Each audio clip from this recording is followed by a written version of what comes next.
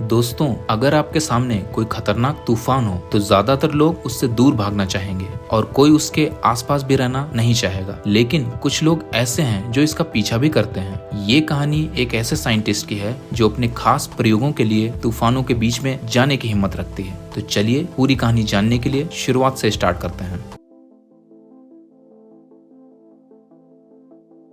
कहानी की शुरुआत होती है केट से।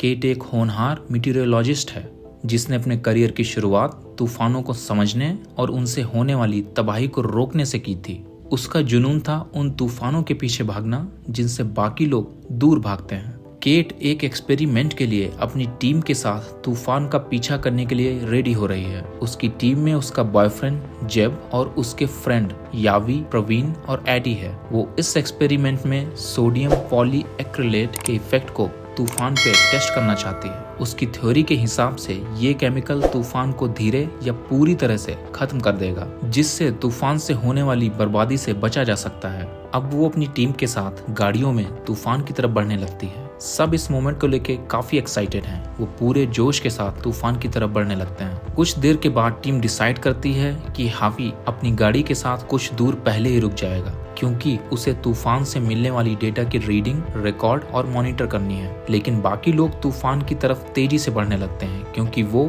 तूफान में केमिकल डाल के अपनी थ्योरी को टेस्ट करना चाहते हैं। शुरुआत में केट का गेस होता है कि ये कोई छोटा मोटा तूफान है जिसके बीच में जाकर आराम से केमिकल को छोड़ा जा सकता है। तो केट और उसकी टीम फैसला करते हैं कि वो ड्रम्स में रखे केमिकल के मिक्सचर को तूफान में अब छोड़ देंगे। लेकिन तूफान के बीच में ये सब करना बहुत मुश्किल होता है, पर जैसे तैसे वो केमिकल और छोटे डिवाइसेस को तूफान के बीच में छोड़ने में सक्सेसफुल हो जाते हैं। हावी को रीडिंग भी मिलने लगती है और वो लोग बहुत खुश हो जाते हैं। लेकिन जब हावी रीडिंग को पढ़ता है तो उसे पता लगता है कि ये छोटा सा तूफान अब बहुत बड़े तूफान में बदल रहा है। उसका साइज और स्पीड दोनों तेजी से बढ़ रहे हैं। तब केट को पता लगता है कि ये तूफान सबसे बड़े तूफान यानी EF5 में बदल चुका है और ये तेजी से केट की गाड़ी की तरफ आ रहा है। वो लोग अपनी पूरी ताकत से तूफान से दूर भागने की कोशिश करते हैं, लेकिन तेज हवा, बारिश और धूल में उन्हें कुछ दिखाई नहीं देता और उनकी गाड़ी अचानक से डिसबैलेंस हो जाती है। तभी उनको छिपने के लिए एक जगह दिखती है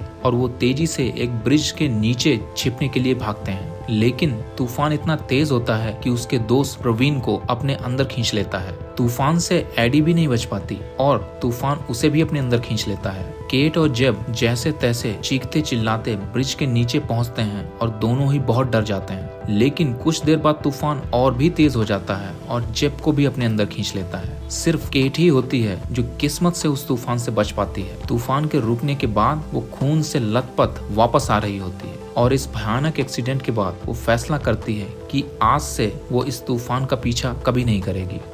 इस बात को 5 साल बीत चुके हैं। केट की जिंदगी अब एक शांत रूटीन में ढल चुकी है। सुबह अपने ऑफिस में बैठकर रिसर्च करना और शाम को अकेले घर लौटना, यही उसकी जिंदगी है। अब उसकी जॉब एक डेस्क जॉब है। वो सिर्फ ऑफिस के अंदर रहकर अपना काम करती है। एक दिन उसको इन्फॉर्मेशन मिलती है कि ऑफिस में उससे कोई मिलने आया है। जब वो मिलने जाती है तो वो हावी को वहाँ देखती है। अपने पुराने दोस्त को देखकर वो खुश हो जाती है। वो दोनों ऑफिस से बाहर निकल जाते हैं कुछ टाइम साथ में बिताने के लिए। बात करते हुए हावी केट को बताता है कि अब वो एक मिलिट्री प्रोजेक्ट में काम कर रहा है। वो एक नई रडार टेक्नोलॉजी पे काम कर रहा है जो कि बहुत जल्दी मिसाइल को डिटेक्ट करने में यूज होती है। लेकिन हावी इस टेक्नोलॉजी का यूज तूफान के लिए भी करना चाहता है। केट को समझाते हुए वो कहता है कि वो तूफान के 3 तरफ रडार लगाकर उसका एक बहुत ही डिटेल्ड स्कैन कर सकता है और एक मॉडल बना सकता है जिसे स्टडी करके तूफान की डायरेक्शन और स्पीड को जाना जा सकता है और बहुत सी जानें बचाई जा सकती हैं। लेकिन इसके लिए उसे केट की जरूरत होगी क्योंकि केट को तूफान के बारे में बहुत अच्छी जानकारी है।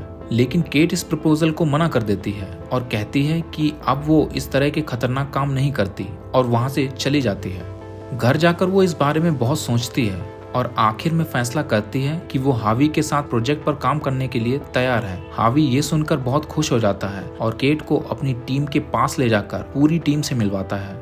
उसी जगह कुछ इन्फ्लुएंसर्स और यूट्यूबर्स भी आए हुए होते हैं जिन्हें देखकर लगता है कि वो बहुत इमेच्योर और कम नॉलेज वाले लोग हैं। इनमें से एक यूट्यूबर टाइलर भी होता है जो शो ऑफ करने में काफी आगे है। वो शो ऑफ करके और लोगों को एंटरटेन करके अपनी जिंदगी चलाता है। केट मौसम को देखकर अपनी एनालिसिस कर रही होती है कि तूफान कहाँ आने वाला है। वहीं टाइलर और उसकी टीम अपनी मार्केटिंग कर रही होती है और टी शर्ट्स बेच रही होती है। इसी बीच टाइलर और केट थोड़ी बात भी करते हैं, जिसके बाद केट और टाइलर एक दूसरे को कुछ खास पसंद नहीं आते। अपनी एनालिसिस करने के बाद केट तूफान के पीछे अपनी टीम के साथ निकलने लगती है। टाइलर और उसका पूरा ग्रुप भी केट के पीछे हो लेते हैं क्योंकि टाइलर को लगता है कि केट को तूफान के बारे में बहुत अच्छी जानकारी है। अब केट और उसकी टीम 3 छोटी टीम्स में बढ़ जाती है क्योंकि उनको 3 रडार तूफान के चारों तरफ रखने होते हैं। लेकिन तूफान का पीछा करते हुए टाइलर और उसकी टीम केट को जाने अनजाने परेशान करते हैं, जिससे केट टाइलर को थोड़ा सा हेट करने लगती है। तूफान का पीछा करते हुए हावी की टीम 2 रडार लगाने में सक्सेसफुल हो जाती है, लेकिन केट तीसरा रडार नहीं लगा पाती क्योंकि वो तूफान को देखकर डर जाती है और उसे अपनी पास्ट की डरावनी बातें याद आने लगती हैं। इसलिए हावी की टीम डेटा कलेक्ट नहीं कर पाती, जिसकी वजह से हावी गुस्सा भी हो जाता है और थोड़ा निराश भी। इसके बाद केट और हावी अपनी टीम के साथ वापस निराश लौट आते हैं। अगले दिन फिर केट और हावी की टीम एक तूफान का पीछा करने और डेटा कलेक्ट करने के लिए निकलते हैं। टाइलर और उसकी टीम फिर से केट की टीम के पीछे हो लेते हैं। रास्ते में जाते हुए केट और टाइलर को दिखता है कि इस बार एक नहीं बल्कि 2 तूफान आए हैं। तो टाइलर और केट दोनों अलग अलग तूफान का पीछा करने का डिसीजन लेते हैं, पर दोनों का मकसद एकदम अलग होता है। केट तूफान का पीछा करके उसका डेटा कलेक्ट करना चाहती है और टाइलर तूफान का पीछा करके उनमें पटाखे फोड़ना चाहता है, जो कि सिर्फ उसके यूट्यूब चैनल के लिए और लोगों के एंटरटेनमेंट के लिए है। इस बार केट और उसकी टीम पूरी तरह से डेटा कलेक्ट करने के लिए रेडी होते हैं। उसकी टीम 2 रडार आसानी से लगा देती है। केट और हावी भी थोड़ी मेहनत के बाद तीसरे रडार को लगा देते हैं। रडार्स रीडिंग लेना भी स्टार्ट कर देते हैं, लेकिन तूफान बढ़ता ही जाता है। उसकी साइज और स्पीड भी बढ़ती है। केट और हावी को फिर से पहले जैसा ही फील होने लगता है जब उन्होंने अपने दोस्तों को 5 साल पहले एक तूफान में खो दिया था। तेज तूफान एक रडार भी उखाड़ देता है, जिससे रडार से डेटा आना बंद हो जाता है। इस खतरनाक तूफान से केट और हावी बड़ी मुश्किल से बचते हैं और थोड़ी राहत की सांस लेते हैं। अब तूफान केट और हावी को क्रॉस करते हुए एक विलेज की तरफ बढ़ने लगता है। केट और हावी अब डिस्कशन करते हैं कि क्या करना चाहिए। हावी चाहता है कि वो उखड़े हुए रडार को ढूंढे और उसे वापस लगाए ताकि दोबारा डेटा कलेक्ट कर सके और अपना प्रोजेक्ट टाइम पे कंप्लीट कर सके। लेकिन केट चाहती है कि उन्हें तूफान का पीछा करते हुए विलेज की तरफ जाना चाहिए ताकि वो गांव वालों की मदद कर सके और उनकी जान बचा सके। आखिर में हावी केट की बात मान लेता है और दोनों लोग गांव वालों की मदद करने का फैसला करते हैं। जब वो गांव वालों की मदद कर रहे होते हैं, केट देखती है कि टाइलर और उसकी टीम पहले ही वहां पहुंच चुकी होती है। वो लोग गांव वालों को खाने के लिए खाना और पहनने के लिए टी शर्ट्स दे रहे होते हैं। जब केट टाइलर से और बात करती है तो उसे पता चलता है कि टाइलर यूट्यूब से पैसे कमाकर चैरिटी में लगाता है और तूफान वाले इलाकों में लोगों की हेल्प करता है। ये सब सुनकर केट के मन में टाइलर के लिए रिस्पेक्ट बढ़ जाती है और वो थोड़ा सा टाइलर को पसंद करने लगती है। वो ये भी बताता है कि हावी जिन लोगों के साथ काम कर रहा है वो अच्छे लोग नहीं हैं और वहाँ से गुस्सा होकर चला जाता है। शाम को वो फिर केट से मिलने आता है और अपने गुस्से वाले बिहेवियर के लिए माफी मांगता है। दोनों के बीच में बातचीत और बढ़ती है और वो दोनों लोग शाम को एक काउबॉय गेम देखने का फैसला करते हैं।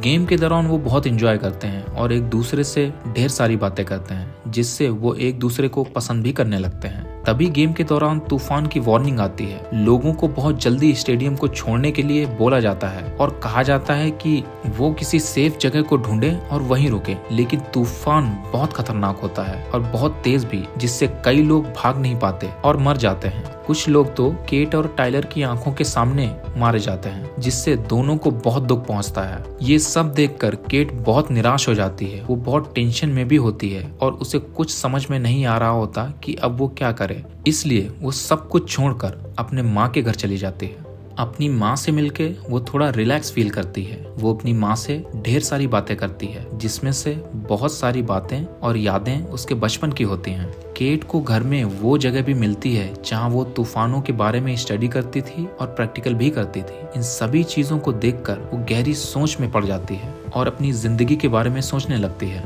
वो ये सोचती है कि कैसे उसके इस करियर की शुरुआत एक बचपन के सपने से स्टार्ट हुई थी। वो तूफानों की स्टडी करके लोगों को बचाना चाहती थी, लेकिन आज वो सब कुछ खो चुकी है और पूरी तरह से निराश है। तभी टाइलर केट को ढूंढता हुआ वहाँ आ पहुँचता है। केट टाइलर को देखकर थोड़ी खुश होती है। वो उसको अपना स्कूल का साइंस प्रोजेक्ट भी दिखाती है जो तूफान से रिलेटेड होता है। तभी टाइलर को उसका वो प्रोजेक्ट भी मिलता है जिसमें वो तूफान के अंदर केमिकल मिलाकर उसको धीरे करने या खत्म करने की कोशिश 5 साल पहले करती है। टाइलर प्रोजेक्ट को देखकर बताता है कि वो शायद केट की मदद कर सकता है इस प्रोजेक्ट को अपने लैपटॉप में एक डेटा मॉडल में अपलोड करके। अब वो दोनों साथ मिलकर उस प्रोजेक्ट को एनालाइज करते हैं। एनालिसिस के बाद पता चलता है कि केट के प्रोजेक्ट में कुछ गड़बड़ी थी, जैसे कि केमिकल मिक्सचर की मात्रा कम होना। तूफान को रोकने के लिए और भी ज्यादा केमिकल चाहिए। एक छोटी सी टेस्टिंग के बाद वो इस प्रोजेक्ट में और भी कुछ कमियां ढूंढ निकालते हैं। तभी अचानक उसकी मुलाकात हावी से होती है। वो केट को बताता है कि वो उससे माफी मांगने आया है क्योंकि वो कुछ गलत लोगों के साथ काम कर रहा था और उसने केट को भी इसमें इन्वॉल्व किया। माफी मांगते हुए वो अपने प्रोजेक्ट का डेटा केट को देता है, जिससे केट और टाइलर के प्रोजेक्ट को और भी मदद मिलती है और वो इस प्रोजेक्ट की सारी कमियों को दूर करने में सफल हो जाते हैं। वो कुछ नए केमिकल्स को भी मिक्सचर में मिलाते हैं। केट अब टाइलर और उसकी टीम के साथ इस प्रोजेक्ट को आखिरी अंजाम देने के लिए पूरी तरह से तैयार होती है। केट एक और तूफान ढूंढ निकालती है अपनी फाइनल और आखिरी टेस्टिंग करने के लिए। केट टाइलर और उसकी टीम के साथ तूफान का पीछा करती है, लेकिन ये तूफान कुछ अलग ही होता है। देखते ही देखते वो अब तक के सबसे बड़े तूफान में बदल जाता है। वो सड़कों, कारों, पेड़ों, घरों और फैक्ट्रीज सबको तबाह करने लगता है। ये देखकर केट अपनी टेस्टिंग छोड़ देती है और वो उस शहर की तरफ जाने लगती है जहाँ तूफान जा रहा होता है, ताकि वो लोगों की जान बचा सके। हावी भी ये सोचकर शहर की तरफ चल देता है। शहर पहुंचते ही केट, टाइलर और उसकी टीम लोगों को सुरक्षित जगह पे ले जाने लगते हैं। पूरे शहर में अब खौफ का माहौल होता है। ये तूफान हर एक चीज को उखाड़ फेंकता है, जैसे घर, दुकानें, बस, कार और एक बड़ी पानी की टंकी भी। इस तूफान को देखकर केट समझ जाती है कि कोई भी जगह छिपने के लिए सुरक्षित नहीं है। इसलिए वो सोचती है कि तूफान को खत्म करना ही एक आखिरी ऑप्शन है। इसलिए वो केमिकल्स वाली ट्रक लेती है और तूफान की तरफ बढ़ने लगती है। तूफान बहुत ही खतरनाक होता है, इसलिए इसके पास पहुंचना बहुत ही मुश्किल होता है। तेज हवा, बारिश और धूल, ये सभी चीजें केट को बहुत परेशान करने लगती हैं। केट जैसे तैसे तूफान के पास पहुंचती है और अपनी गाड़ी वहीं रोक देती है और वो सही समय का इंतजार करने लगती है। कुछ देर बाद वो ड्रम्स में रखे केमिकल्स को तूफान में छोड़ देती है। तूफान, जो अब शहर में बचे हुए कुछ लोग होते हैं, उन्हें भी अपने अंदर खींचकर मारने वाला होता है और केट की कार को भी। और अचानक केमिकल्स का असर शुरू हो जाता है। तूफान देखते ही देखते रुक जाता है। केट भी तूफान में मरती मरती बचती है। तूफान के रुकते ही लोग बहुत खुश होते हैं और केट को गले लगा लेते हैं, क्योंकि उसका प्रोजेक्ट सक्सेसफुल रहा और उसने तूफान को रोक दिया और लोगों की जान बचाई। केट इस प्रोजेक्ट को अब पूरी दुनिया के सामने एक कॉन्फ्रेंस में प्रेजेंट करने के लिए तैयार होती है और वो एयरपोर्ट से कॉन्फ्रेंस में जाने के लिए रेडी है। अब हावी, केट और टाइलर भी एक दूसरे के साथ जिंदगी में बहुत खुश होते हैं।